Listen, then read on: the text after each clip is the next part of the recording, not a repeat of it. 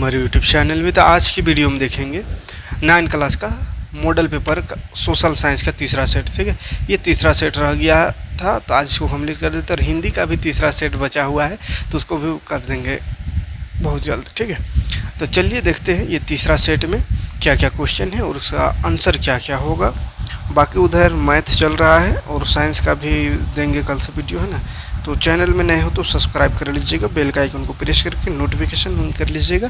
यहाँ पे आपको 6 to 10 मैथ और साइंस पूरा झारखंडी भाषा में मिल जाएगा और बाकी सब्जेक्ट का भी एग्ज़ाम की तैयारी यानी इंपॉर्टेंट क्वेश्चन सब करा देंगे। मॉडल पेपर भी सब सॉल्यूशन दे देते हैं और एग्ज़ाम का या झारखंड बोर्ड से रिलेटेड कोई भी अपडेट हो तो वो अपडेट जानना है या क्लास करना हो या फिर यानी एजुकेशन से अगर आपको जुड़े रहना है तो ये चैनल आपके काम के हो सकता है।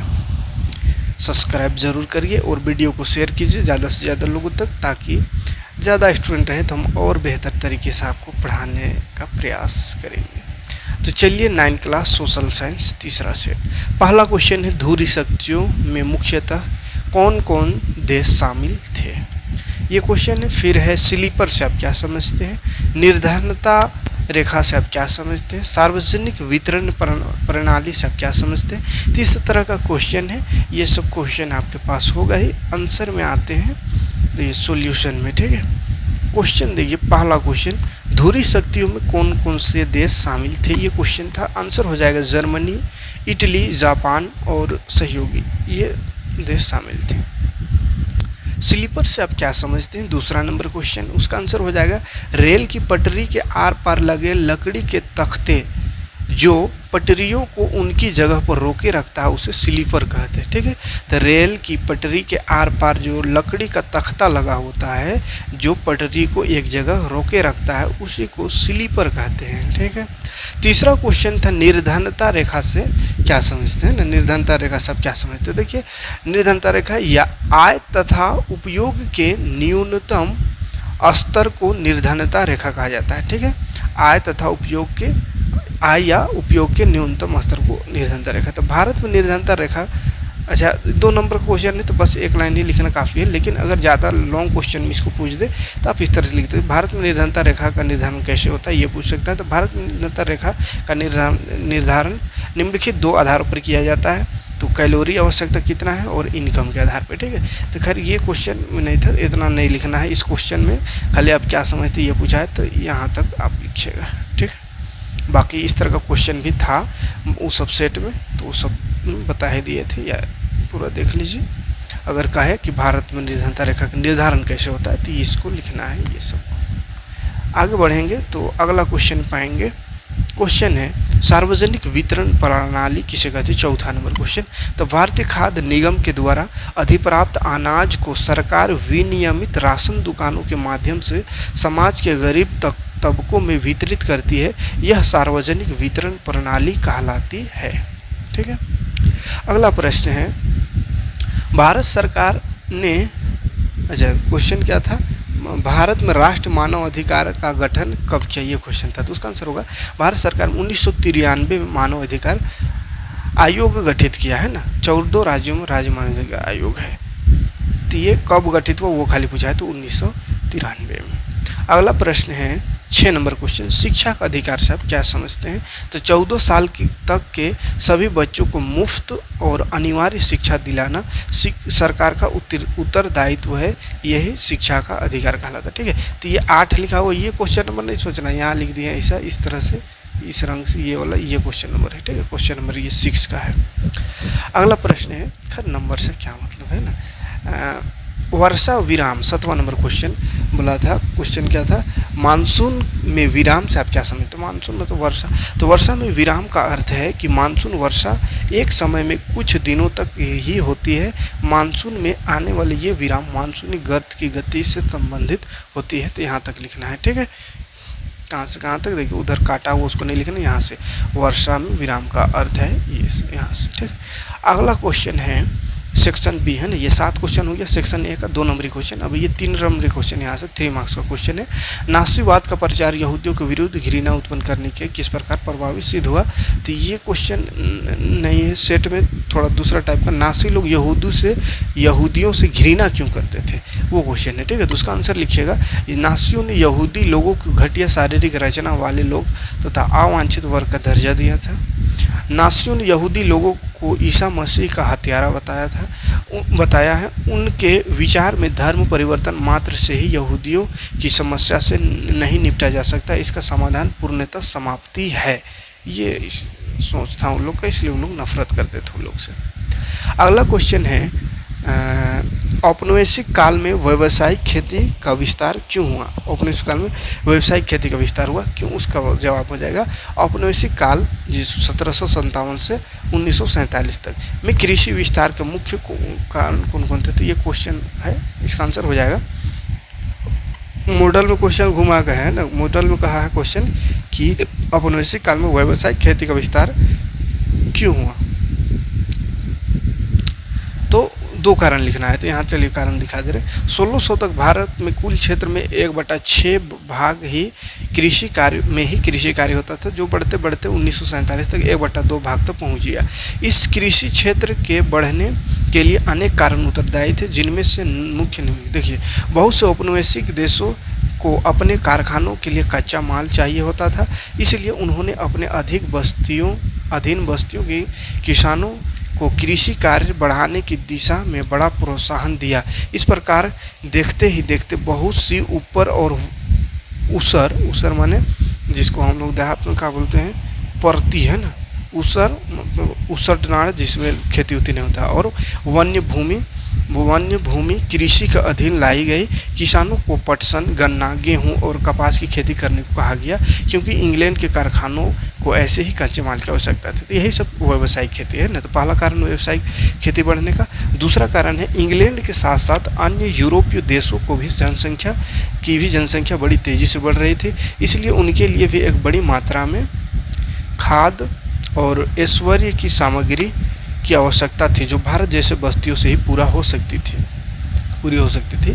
फिर क्या था, इन चीज़ों की पूर्ति के लिए कृषि का अधीन भूमि निरंतर बढ़ती चली गई।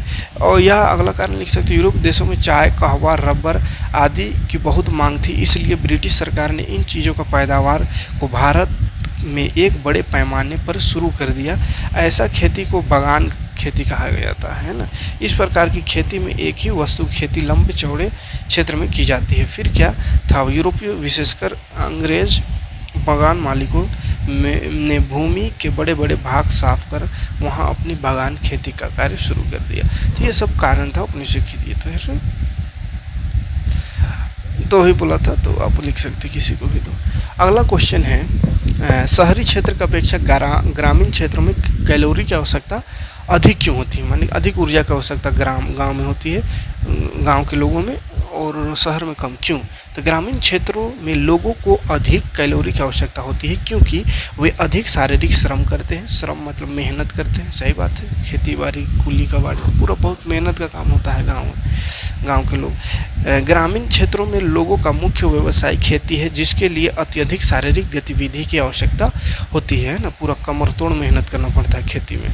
अभी तो हम थोड़ा आराम कर रहे हैं, लेकिन अब बरसात आ रहा है, वही हाल होगा।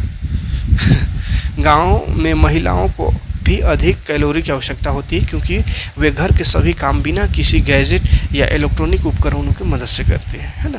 तो इस कारण से गांव में ज़्यादा कैलोरी की आवश्यकता होती है गांव के लोगों को, है ना। महिलाओं को भी, क्योंकि महिला सब भी बहुत काम करती है ग्राम क्षेत्र में। और शहर में तो क्या है, दाई रख लेती है, खानों ने बनाती है अपने से, है ना। सूतल खाली सीरियल देखते रहे, खानों अपने से नहीं बनाती, तो इसीलिए जेसीबी जैसा हो जाती है।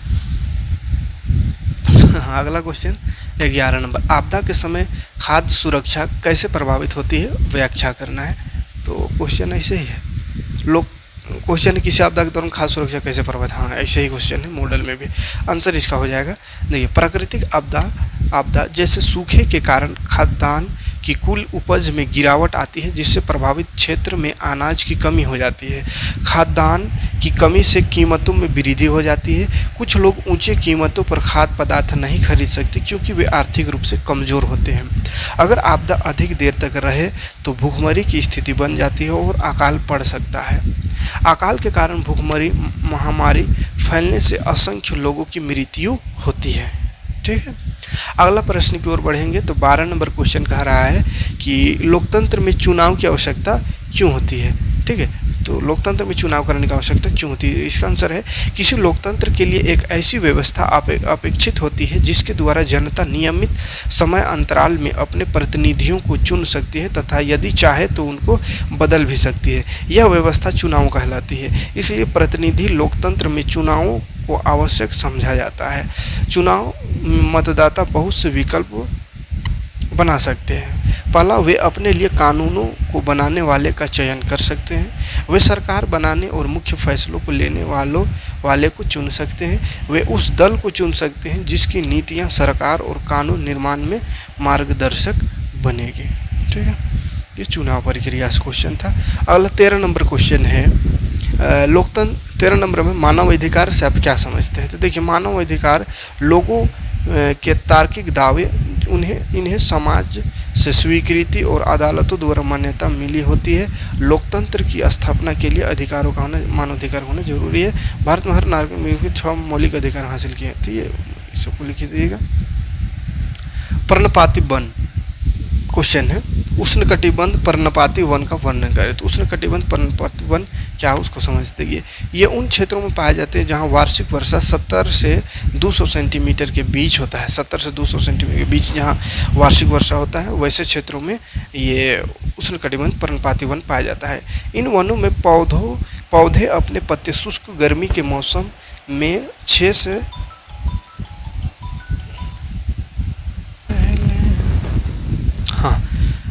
तो 6 से 8 सप्ताह के लिए कहा होता है गिरा दे, मतलब पत्ता गिरा देता है ना, पतझड़। इन वनों में प्रायः पाए जाने वाले पशुओं में शेर और बाघ है। इन पशुओं का अतिरिक्त इन वनों में बहुत से पक्षी, छिपकली, सांप, कछुए आदि पाए जाते हैं। ये वन भारत के पूर्वी भागों, उत्तर पूर्वी राज्यों, हिमालय के पास की पहाड़ियों, झारखंड, पश्चिमी उड़ीसा, छत्तीसगढ़ तथा पूर्वी घाट के पूर्वी ढलानों, मध्य प्रदेश तथा बिहार में पाए जाते हैं। ठीक, और इन वनों में पाए जाने वाले पेड़ों में सागौन, बौस, साल, शीशम, चंदन, खैर, नीम आदि प्रमुख है। बांस होगा तो बौस लिखा ले, बांस है ना। अगला प्रश्न है 15 नंबर, वन संरक्षण के उपायों का वर्णन करें। ये सेक्शन सी का क्वेश्चन है। ठीक है, मतलब 5 नंबर वाला क्वेश्चन। तो वन एक महत्वपूर्ण संपदा है, ये तो मालूम है, महत्वपूर्ण प्राकृतिक संपदा है। ये देश के विकास में महत्वपूर्ण भूमिका निभाते हैं। अतः वन संरक्षण के लिए निम्नांकित उपाय अपनाकर वन समस्या का हल किया जा सकता है। पहला उपाय है, वनों की अंधाधुंध कटाई पर प्रतिबंध लगाने की आवश्यकता है। अति चराई पर रोक लगाई जाए। वनों के वृक्ष काटने पर उनके स्थान पर वृक्षारोपण करना आवश्यक है। वन क्षेत्र बढ़ाने के लिए क्षेत्रों का निर्धारण करना चाहिए। वन क्षेत्रों को संरक्षित करने की नितांत आवश्यकता है। लकड़ी के ईंधन का उपयोग कम से कम हो, इसके लिए पूरक साधनों का विकास किया जाए। वनों को हानिकारक कीड़े मकोड़े, बीमारियों, आग आदि से सुरक्षित रखा जाए। वनों की उपयोगिता और उसकी महत्ता की जानकारी के लिए जन जागरण या जन चेतना अभियान पैदा करा जाए, यानी लोग। अगला क्वेश्चन है 16 नंबर क्वेश्चन है, किसी देश का आर्थिक विकास और निर्धनता उन्मूलन के बीच एक गहरा संबंध है। इस कथन का व्याख्या करें। तो इसका आंसर हो जाएगा, देखिए, आर्थिक विकास और गरीबी के बीच संबंध पर विचार करने का एक तरीका यह है कि सभी देशों को देखा जाए और औसत आय और गरीबी में रहने वाले आबादी का हिस्सा की तुलना की जाए। औसत आय वह आय स्तर है जिस पर आधी आबादी की आय इस राशि से अधिक है और आधी आबादी की आय इस राशि से कम।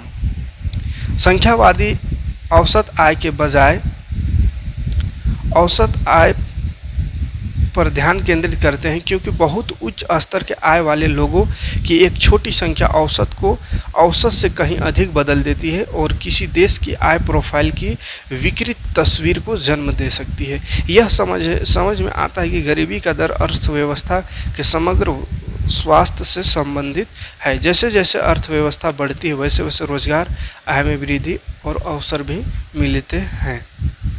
अगला प्रश्न है, भारत के चुनाव प्रणाली के विभिन्न घटकों का वर्णन करें। ठीक है, विभिन्न घटक या विशेषता। तो 3 विभिन्न घटकों का वर्णन यहाँ 3 दिखा दे रहे। वयस्क मताधिकार, भारत में चुनाव वयस्क मताधिकार के आधार पर होते हैं। इसका अर्थ यह है कि यहाँ पर बिना जाति, धर्म, वर्ग तथा लिंग का भेद किए सभी उन नागरिकों को जिनकी आयु 18 वर्ष या उससे अधिक है मतदान का अधिकार दिया गया है। इंग्लैंड, भारत और रूस जैसे कुछ देशों में मताधिकार की आयु 18 वर्ष है। दूसरा, भारत में चुनाव पृथक निर्वाचन के आधार पर नहीं होते बल्कि संयुक्त निर्वाचन के आधार पर होते हैं। इसका अर्थ यह है कि एक चुनाव क्षेत्र में रहने वाले सभी मतदाता, चाहे वो किसी भी जाति, धर्म व संप्रदाय से संबंधित रखते हो, अपना एक प्रतिनिधि चुनते हैं। यह प्रतिनिधि चाहे किसी भी धर्म या संप्रदाय से संबंधित रखता हो। भारत में अनुसूचित जातियों तथा जनजातियों के लिए स्थान सुरक्षित किए गए हैं, परंतु उनके प्रतिनिधि केवल उन्हीं की जाति के लोगों द्वारा नहीं बल्कि सभी मतदाताओं द्वारा चुने जाते हैं। वो अगला पॉइंट लिख सकते हैं, एक व्यक्ति एक वोट का सिद्धांत है। भारत में निर्वाचन प्रक्रिया में एक व्यक्ति एक वोट देने का अधिकार रखता है। अगला क्वेश्चन है, प्राकृतिक वनस्पति को प्रभावित करने वाला कारक कौन कौन सा है, उसको चर्चा करना उस पर। तो भारत में प्राकृतिक वनस्पति की वृद्धि और विकास को प्रभावित करने वाले भौगोलिक कारक जलवायु और वर्षा और स्थलीकृति और मिट्टी है। वर्षा हिमालय पर्वत को छोड़कर तापमान से अधिक महत्वपूर्ण है। द्वितीय, कम वर्षा वाले क्षेत्रों की तुलना में भारी वर्षा वाले क्षेत्र में अधिक सघन वनस्पति पाए जाते हैं। दूसरा, तापमान में गिरावट वनस्पति के प्रकार और उसकी वृद्धि को प्रभावित करती है। वनस्पति आवरण उष्णकटिबंध से उष्णकटिबंधीय, उपोष्णकटिबंधीय और समशीतोष्ण और अल्पाइन में बदल जाता है। चौथा, समतल भूमि आमतौर पर कृषि के लिए समर्पित होती है, जबकि लहरदार और उबड़-खाबड़ इलाकों में घास का मैदान और जंगल होते हैं। रेगिस्तान में रेतीली मिट्टी कैक्टस और कटीली झाड़ियों का समर्थन करती है, जबकि गीली दलदली डेल्टाई मिट्टी मैंग्रोव और दलदली जंगलों का समर्थन करती है। मिट्टी के कुछ गहराई वाले पहाड़ी ढलानों में शंकुधारी तथा या पर्णपाती पेड़ पाए जाते हैं। यह हो गया। उसके बाद लास्ट क्वेश्चन जो था उसमें मानचित्र है 19 नंबर में, उसमें बोला है सिमलीपाल, मानस और काजीरंगा, ये नेशनल पार्क है ना, ये नेशनल पार्क कहाँ कहाँ है उसको दर्शाइए। तो ये नेशनल पार्क देख लीजिए कहाँ पर है। पहला देखिए, पहला जो है क्या है, सिमलीपाल। तो सिमलीपाल यहाँ उड़ीसा में, ठीक है। तो ये वाला भाग में, उड़ीसा वाला भाग में सिमलीपाल लिख दीजिएगा यहाँ पे, सिमलीपाल, ठीक है। ये पहला लिख दिए, पहला का है सिमलीपाल। उसके बाद मानस है, तो मानस असम में, असम का इधर एकदम ये वाला हिस्सा में, भूटान से नीचे यहाँ पे मानस है।